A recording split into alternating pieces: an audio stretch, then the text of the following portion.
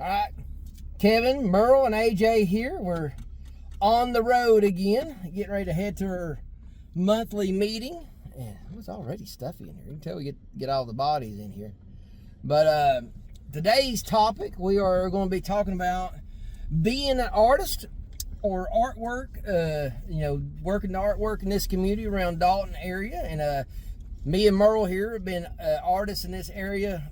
Gosh, more than 40 years. I know Merle has. Exactly. And I'm knocking on the 30-year mark. And AJ back here has been I would call you pretty much a high-profile art buyer at this point, wouldn't you be? A buyer of art and and selling printed artwork. True, and through comics. Through the comics and stuff. Ready, set, go! So come inside, let's see what madness we can find. Come on.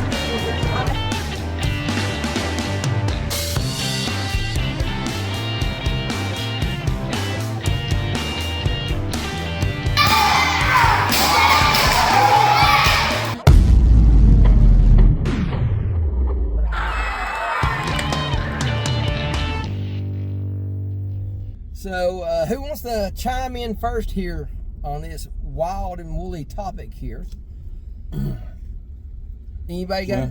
I will go. Okay. One thing, it does fascinate me, the people that find the need to create something and do it through artwork. You, Alexis, and just people I know that have done comics or done artwork and just enjoy doing it and wanting to create it. To me, it is fascinating. And we'll get on further to my thoughts about how do you monetize something that you enjoy so much? Right, and that's where you're leading here. We're not getting prepaid to be forced to do these things. This is just doing it for the love of it, and I can testament that to a little bit myself. Is I think a little bit of a part of it. I think those chosen few who do it in excess, like me, Rob, Merle. I think that part of it, I would like to link it to. I think that part of that is you're born with that in your DNA. I don't think you're born with the talent per se, because I think talent, like Merle can tell you, you have to work on your craft. If you're not working on it, it's not going up, it's going downhill. Right. So I think you are born with your DNA having that. You just got to create something. Mm-hmm. No matter if you're getting paid or not, it's an obsession. And I hate to say, the older you get, Merle, I'd like to know your opinion on this. I kind of hate that part of it. When I was younger, I loved that part, but now I find myself, it's almost a burden sometimes. It starts with the word inspiration. You have to be inspired. Right. And when something inspires you so much that automatically you want to take a picture of it, right. Or and I got to have a picture of that, whatever. Or I got to build this. Or or you see something that just once it gets inside you, and mental image of it, you can't let it go until you do it. You can't get exactly. And inspiration has to do with creation itself. But when you wake up and you see a certain sunset, or you go out and you smell the air, the way the neighborhood feels, you're inspired just to want to, get up and do it, Well, my Tommy Tracker books that I created, that come from me and Penny going up to Gatlinburg, going through the mountains and stuff like that, always getting back to that nature. Well, I thought, I think I've not really drew or painted anything like this in ages. And to AJ, going back to the great way to intro all this, is, but how many people have you seen that's come into your store that has good artistic abilities, but yet they flounder? You know what I'm saying? They do a little here, they do a little there, but they don't have that years and years of consistency behind them. So, I've seen a lot that just are really good at doodling Right. And do it, and just don't have that drive to go through and do completed artwork. Right. And two, and like I always said, doing art is one thing, but taking your artwork and making a product out of it, that's a whole different ball game. A whole different set of rules you got to go by. It's a whole nother mindset of work. It's a lot of work just making that one piece to begin with. But then to turn around and turn a picture into coffee mugs, t-shirts, posters, there's a lot of time investment, money investment, and then research. Where do you go get these things made at? You know what I'm saying? That's the part I think a lot of people, it gets them. That's the hang up. You know what I'm saying? Yeah. Well, the main thing in anything is, you know, that you do in art, whether it's dance or music or anything, you have to have that glimmer of I guess it's called hope. That glimmer of hope that somebody's going to see your artwork, right? You know, and they're going to react to it, or they hear your music and they're going to react to it. Yeah. You know, so. And Merle, you tell me what you think. To me, a lot of the times, the response out of the people of your artwork is worth so much more money than the value of the money that comes from it. A lot of times that's the way I look at it. You know, just, and I've seen artists, you know, like you're just in awe of what they've accomplished. You know, that perfection that comes when you look at, you know, these buildings, you know, with the telephone wires going across the, you know. Oh yeah. And the way the light affects certain situations. Yeah. You know. But everything has to do, especially in the drawing aspect and the oil painting and the acrylic, you know, painting and the pastel work and all that stuff. It has to do with be inspired first. Right. You know, look for that inspiration. And a writer, you know, they get writer's block. Yeah, it's the same thing. Yeah. Well, AJ, what all these artists that you were talking about, how many of them have you seen? I'm thinking a lot. Is they're not negative attitude toward their own art, but the lack of value they place on it. Oh yeah, you know, most artists do not value their artwork near enough, and I've seen even professional artists that did not value their artwork near enough. And why do you think that's a case? Yeah. Where do you think that comes from? God, I don't know.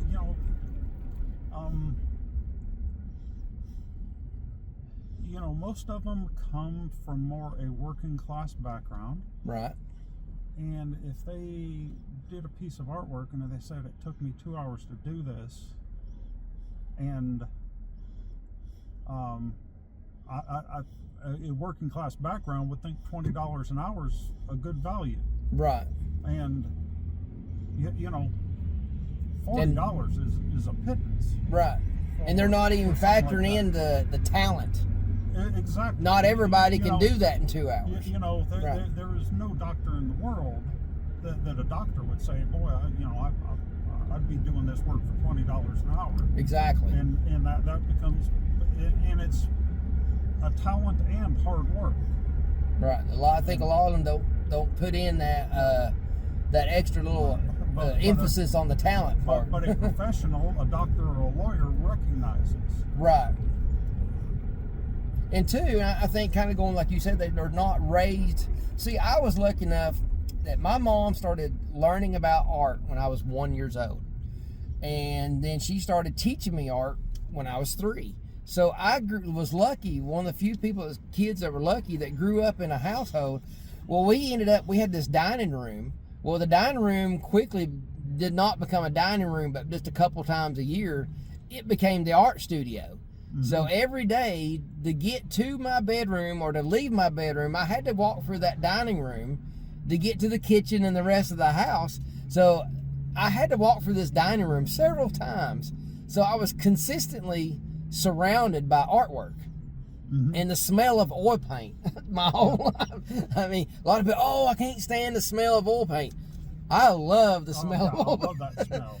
When I smell that just, when I open up my jar of mineral spirits to get ready to work, I'm like, yep, it's time to get to work. That's what it means. So, you know, I think that has a little bit to it. And I think, too, AJ and Merle, and if everyone wants to chime in on this, but I think society in certain areas, take like right here in Dalton, you know, even though we have an arts guild and we have some acts guild and all that stuff, I think even in this community, we don't really play up and give enough props and respect to artists that does this kind of stuff. Exactly, but I think as far as our community, it's really failing in, you know, in the kids and where we've got the creative arts skill, but I don't think they do enough to, like, you know, to help the kids. You well, know? I think they do good for kids, but what about people who done been around forever? Because I think we lean that too. I mean, right. I think our area leans more to the AJ. I don't want to say just arts and crafts, but no, you have these craft shows, and the type of artists that are at craft shows versus kind of like what me, Rob, and Merle, you know, in the film stuff. That's a totally different category, wouldn't you? I mean, you're the buyer here. Yep. Tell us the difference. Tell the viewers here what's the difference between the two. It has been a long time since I've been to the Creative Arts Guild sales, and I really didn't see much that interested me. It was a lot of jewelry. Jewelry, yes. And I wonder what your experience is there. Well, I've been trying to keep up with him, and just today, because I knew he's on this topic, I tried to reach out to him. I didn't get a hold of anybody. Yeah. But so I did go on their Facebook. I want to see what's been going on for the last few months, and it's the same thing that's been going on that I've noticed over the years. They are consistent. I give them that. They are very consistent.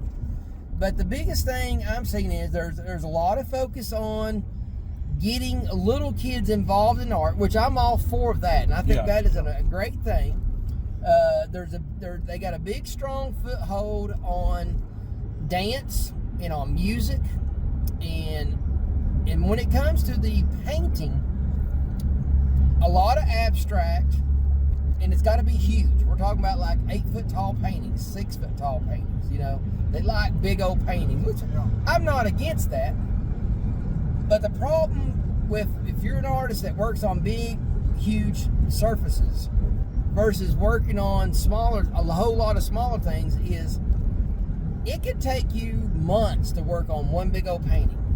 Versus if you're working on a lot of small, like what I call entertainment art, commercial art, you're doing a whole lot of you're exercising a whole lot of different tools to create things versus trying to draw a 6-foot tall daffodil. you know what I'm saying? I think there's a different, and I'm not knocking anyone that paints anything like that. Not in the least. I'm not against that at all. I've painted a big 18-foot tall horse before. Yeah. But my horse did have a football stadium in the background. It was for the Coahulla Creek High School. Okay. I did a big 6-foot by 18-foot tall mural of their mascot, the Colts. Yeah. So, and normally I would not do that because I know what I won't get out of doing a big piece like that. I'm not exercising the certain aspects of art that I want to exercise, because when you're doing those big paintings, you're just doing a lot of big brush strokes repetitively. Right. So, well, AJ, what art do you see that's what aspect of art are we lacking in our area? such as like film and stuff like that. Yeah. I think film's number one. Yeah, and considering all the money that is in Georgia, And now that, however, right. all of that, I think somebody told me with one of the studios that, every once in a while somebody will come in the store that works in film in Atlanta, and they said most of the studios say we do not want to go more than 60 miles out of Atlanta. Right. Which is right at knocking on the door at Dalton. Yeah. Well, it gets you up to Cartersville. Cartersville. Yeah. And unfortunately, and then Chattanooga, that's Tennessee, and they don't want to cross the line because the funding won't allow them to cross the line, because you got to keep your funds in your state. That's the whole point of it. So that, right, with you saying that puts us in that little pocket of Nowheresville. Right. So Merle, what's your opinion on that? Well,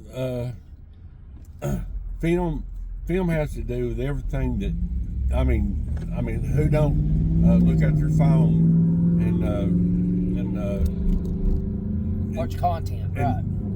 Content on video and what's going on right now. Everybody's videoing, Right. But the thing about it is, though, whether it's censored, like there's certain movies like that are out there right now that should be way up there, but Right. they're not. But they're not because of censorship.